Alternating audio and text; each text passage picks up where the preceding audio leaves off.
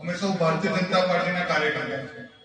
રાષ્ટ્ર માટે, દેશ માટે સમર્પણ ભાવ જે આપેલો છે એને બધા જ સમાજના લોકો સુધી પહોંચાડવું એ મારું કર્તવ્ય છે. આદરણીય નરેન્દ્રભાઈ મોદી સાહેબે આપ સૌએ એ વસ્તુ જોયું હશે કે 2022માં 9મી જાન્યુઆરી આ 26મી ડિસેમ્બરે જે બે બાળકો, જે બે બાળ, જે બે સહજાદા પોતાના રાષ્ટ્ર માટે અને ધર્મ માટે બલિદાન આપ્યું છે એની યાદમાં આખા જ ભારતમાં વીર બાળ દિવસ તરીકે ઉજવવો એવી જાહેરાત કરી. ભારતીય જનતા પાર્ટી રાષ્ટ્ર માટે, ધર્મ માટે, હિન્દુત્વ માટે કામ કરતી એ પાર્ટી છે. આપ સૌ જાણો છો આ દેશમાં ઘણા બધા મહાપુરુષો પોતાના દેશ માટે બલિદાન આપ્યા છે. આ બધા જ મહાપુરુષોને ભારતીય જનતા પાર્ટી યાદ કરી અને સમાજના દરેક માણસ પટલ પર પહોંચે એની ચિંતા કરતી હોય છે. આ બાળકોએ જે દેશ માટે બલિદાન આપ્યું છે, જે રાષ્ટ્ર માટે બલિદાન આપ્યું છે અને જ્યારે આપણે આખી વાત એમની સાંભળીએ છીએ ત્યારે આપણે બધા લોકોને આંખમાંથી આંસુ આવી જાય એવી વાત આપણે સાંભળીએ છીએ.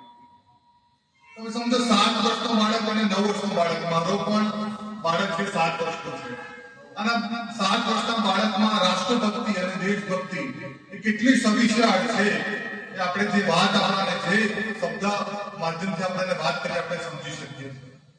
આદરણીય નરેન્દ્રભાઈ મોદી સાહેબ પણ આ રાષ્ટ્ર માટે જેમને બલિદાન આપ્યું છે એવા બંને સહજાદાઓ માટે યાદ કરી અને આજે તમને સૌને વાત કરતા મને આનંદ થાય છે કે ગુજરાતના દરેક જિલ્લામાં, ગુજરાતના દરેક શહેર તાલુકામાં ભારતીય જનતા પાર્ટી તરફથી આ બંને સહજાદાઓ જોરાવરસિંહ અને ફતેહસિંહ બાબા આ બંને માટે આખા જ ગુજરાતમાં આ પ્રકારના કાર્યક્રમનું આયોજન ભારતીય જનતા પાર્ટી દ્વારા કરવામાં આવ્યું.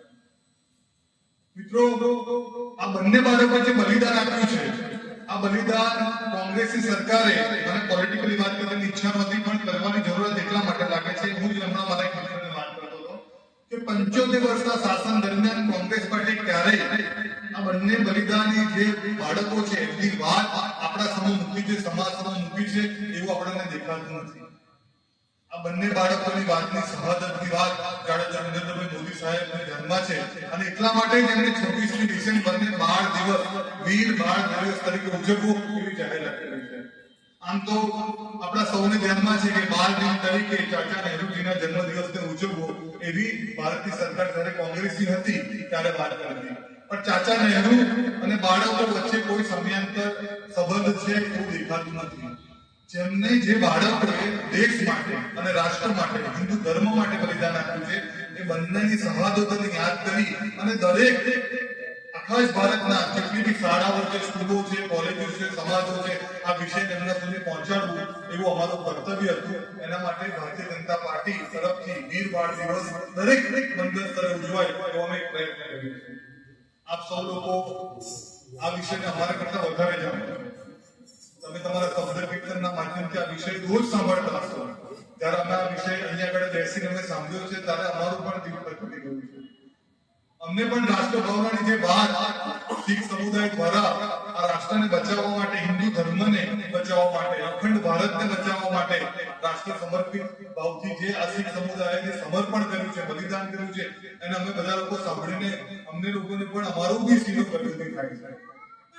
આપ સૌએ જે આજે આ કાર્યક્રમ અહીંયા આગળ ગોઠવવો જોઈએ એવી અમારી અપેક્ષા હતી. તમારા બધા વચ્ચે અમે પણ આવીએ, અમારા ભારતીય જનતા પાર્ટીના બધા કાર્યકર્તા પણ તમારા વચ્ચે આવે, શબ્દ કીર્તન સાથે લંગરમાં પણ ભાગ લે એવું પાર્ટી તરફથી અમારી ઈચ્છા હતી. અને આપ સૌ પ્રબંધક કમિટીએ અમને લોકોને સહકાર આપ્યો, અમને આવવાનો મોકો આપ્યો, તમારા વચ્ચે બેસવાનો મોકો આપ્યો. એના માટે આપ સૌને અમે લોકો દિલથી આભાર માનીએ છીએ. આમ તો આદરણીય નરેન્દ્રભાઈ મોદી સાહેબ ગુજરાતના છે.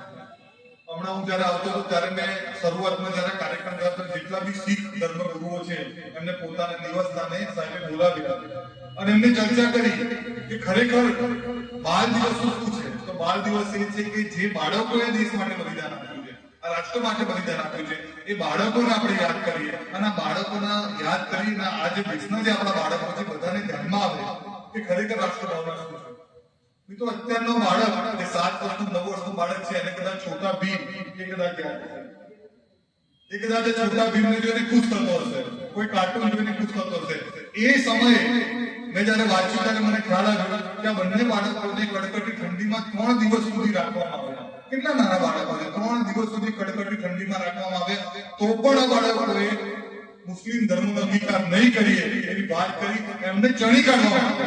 તમે સમજો, અને આપણે વિચારીએ તો મને કેવું લાગે છે કે જીવતા કોઈ વ્યક્તિને ચણી કાઢવામાં આવે છે અને ચડીને પોતાનું બલિદાન રાષ્ટ્ર માટે આપી દે છે. આવી આત્માઓ ખરેખર આ તો આપણે સાંભળીએ તો આપણને એવું થઈ જાય કે કેવી વાત કરવામાં આવે છે.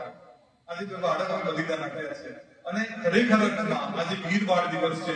એ વીર બાળ દિવસ 26મી ડિસેમ્બરે ઉજવવું જોઈએ અને આખા ભારતમાં એનો સંદેશો આપવાનું જો કામ કર્યું હોય તો આપણા વડાપ્રધાન નરેન્દ્રભાઈ મોદી સાહેબે કર્યું છે. એમને ધ્યાનમાં છે, એમને ખ્યાલ છે કે આ શીખ સમુદાય દ્વારા જે બલિદાન રાષ્ટ્ર માટે આપવામાં આવ્યું હતું એ બલિદાન ત્યાં 75 વર્ષમાં કોઈ જગ્યા પર આ બલિદાનની વાત કોઈ ગાંઠા કરી નથી. નરેન્દ્રભાઈ એવો વિચાર્યો કે આ દિવસ કઈ વીર બાળ દિવસ તરીકે ઉજવવો જોઈએ. આપ સૌ લોકોએ અમને બોલાવ્યા, તમારા શબ્દ કીર્તનમાં અમને બધાને સહભાગી બનાવ્યા. અમે બહુ જ એના માટે ખૂબ લાગણીશીલ સહજ સાથે આપ સૌનો આભાર માનીએ છીએ.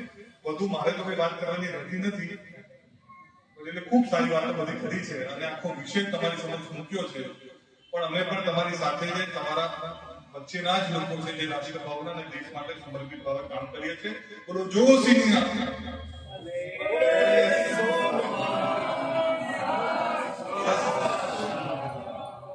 આપ સૌનો ખૂબ ખૂબ આભાર. ભારત માતા